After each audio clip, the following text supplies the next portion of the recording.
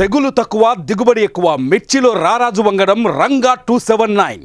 నమస్తే, welcome to Suman TV. నేను మీ సింధు తులసి. ప్రస్తుతం కడప జిల్లా కాజీపేట మండలం అప్పనపల్లె గ్రామం వద్ద అయితే ఉన్నాము. ఇక్కడ కొందరు గొర్రెల కాపర్లు ఉన్నారు. ఒకసారి వారు మనతోనే ఉన్నారు. వారి జీవన విధానం ఎలా ఉంటది ఏంటి అనేది ఒకసారి వారి మాటలోనే తెలుసుకుందాం. అన్న, మీ పేరు? నా పేరు రాజా అమ్మ. మీ ఊరు ఏదన్నా? అప్పనపల్లెమ్మ. పుట్టినప్పటి నుంచి ఇక్కడ ఊరా? పుట్టినాంచి ఇదేమ్మా. అసలు మీకు మీ జీవన విధానం ఎలా ఉంటది? పద్దెని లేచిన నుంచి దాంట్లో పిల్లలను దాంట్లను చూసుకోవడము, ఇట పొలం లేకి తోలకచ్చుకోవడం, మేపుకోవడము. ఇది కూడా మాకు ఏమైందంటే పైర్లు ఎక్కువ అయినాయి. మాకు కూడా ఈ తిరిగేదానికి అవకాశం తక్కువ వచ్చింది. ఏమంటే మాకు ఎవరు ఇది ఇప్పుడు రైతులు పెసర్లు అవి చల్లితే వాళ్ళని 2000 3000 పెట్టి కొనుక్కోవడము, మేపుకోవడము. మాకు ఎవరు సాయం చేసేవాళ్ళు లేరు, మేము సాయం పొందలే. మాది ఈ అప్పనపల్లె యాదవుల సంఘం తరపున మాది కాయపేట మండలం. మా లోన్లు అందుకు ఉండయి. అది ఎప్పుడో మా పెద్దోళ్ళు పెండింగ్ పెట్టిండ్రని వాళ్ళు కూడా మాకేం పలకడం లే. అది కొంత మేము కడతాము అయ్యా, మాకు ఏదన్నా దారి చూపియారు అన్నా గాని వాళ్ళేం పలకడం లే. మీకు వీటి ద్వారా నెలకు ఎంత ఖర్చు పడుతుంది? 50 జీవాలకు కనీసం అంటే నెలకు ఒక 30,000 పడుతుంది. బాడకు తీసుకుంటారు అది ఏదో ఎరువు కోసమా?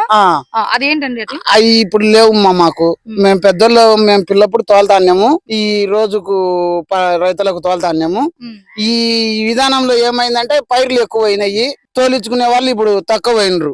ఇది కవల రైతులు వచ్చిండ్రు కాబట్టి కవల రైతులు ఏం చేస్తానంటే ఈ మమ్మల్ని తీసుకోలేకుండారు. వాళ్ళ పెట్టుబడులు అయ్యి గిట్టుబాటు కావడం లేదనేది ఈ సతవలు వేసుకునేది పండించుకునేది. ప్రస్తుతం మీరు ఏ రకమైన నష్టాలు ఫేస్ చేస్తున్నారు? నష్టం వచ్చింది మాకు. ఈ మేము పైర్ల కాడికి పోయినప్పుడు అందుకు ఈ గుల్లిగలు అవి తిని కొన్ని చనిపోతాయి. పిల్లలు అనే పోదామా, పిల్లలు మట్టి తిని అవి కొన్ని చనిపోతాయి. PPR జబ్బు వచ్చినాయి, అవి కొన్ని పోతాయి. మాకు ఏమైందంటే ఒక 50 జీవాలకు వచ్చేసి ఒక 30 పిల్లలు దక్కుతాయి. కొన్ని పాలు దక్కవయ్యి అట్లా ఇట్లా కొంత తిక్కవండి, అవి రేటు రావు సమంగా.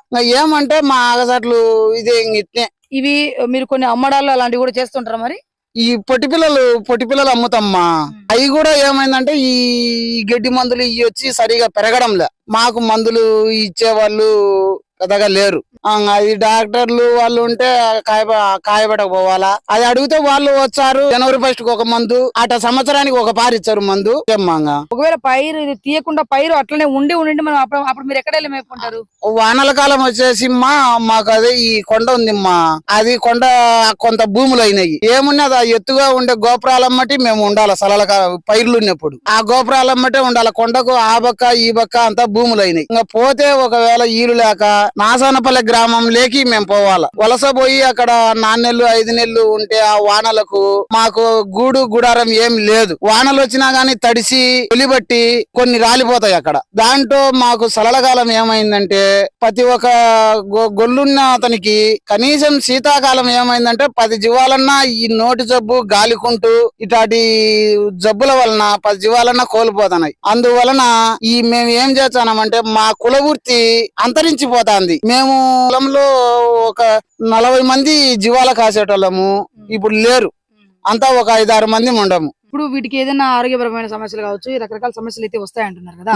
దానికి సంబంధించి పశువులకంటూ ఒక అంబులెన్స్ అనేది ఉంది. గవర్నమెంట్ సిస్టమ్ అది ఒకటి ఏర్పాటు చేసింది. మరి మీరు వాటికి ఫోన్ చేయడం గానీ వాళ్ళకు పిలవడం గానీ అలా ఏమన్నా చేస్తారా మరి? లేదు వాళ్ళు మేము ఫోన్ చేసినప్పుడు యాన్న ఉంటారు, మాకు అందుబాటులోకి రాలేరు. ఏదన్నా సీరియస్ అయినప్పుడు వచ్చిపోతారు. వచ్చి ఏదన్నా ఒక మాత్ర సూది ఇచ్చేది పోతారు. యాడమ్మా మేము చదువుకుందానా మేము పోలేము. ఎప్పుడు 24 గంటలు దింటకాడనే ఉండాలా. అందుకైందనా మాకు కుదరలేదమ్మా. మీరు గవర్నమెంట్ నుంచి దీనికి సంబంధించి ఏమైనా అడగాలనుకుంటే ఏం అడుగుతారు? గవర్నమెంట్ నుంచి అదే మాకు ఏదైనా ఈ లోన్ల పరంగా కొంత సాయం చేస్తే మాకు బాగుంటదమ్మా. ఇప్పుడు బాళ్ళు అక్కడ బరకలు అందుకుంటాయి. ఏదన్నా మాకు కేటాయించి ఒక మోటార్ గాని అట బేచగిన నీళ్లు దాపుకునే దానికి అందుకు అవకాశం ఉంటది. ఇప్పుడు పొలాలు ఎక్కువైనాయి, మాకు తిరిగేదానికి అవకాశం లేదు. వారి మాటలోనే విన్నాం కదండి. వారి బాధ వర్ణనాతీతం అని చెప్పొచ్చు. వాళ్ళు ఏమంటున్నారంటే గవర్నమెంట్ లో ఉన్నటువంటి వెటర్నరీ డాక్టర్లు కావచ్చు, లేకపోతే అంబులెన్స్ సర్వీసెస్ కావచ్చు, ఏవైనా కానీ మా వరకు అయితే అందట్లేదు. ముందు మా వరకు అసలు మా ఊరికి ఒక అంబులెన్స్ ఉంది అనే విషయం కూడా వాళ్ళైతే తెలియదు అన్నట్టు వ్యక్తం చేస్తున్నారు. మనుషులమే ఎండలకి అసలు తట్టుకోలేని పరిస్థితి, కానీ మూగ జీవాలు ఎట్టి పరిస్థితుల్లో మనం వాటి బాగోగులు చూసే ప్రయత్నం అయితే చేయాలి.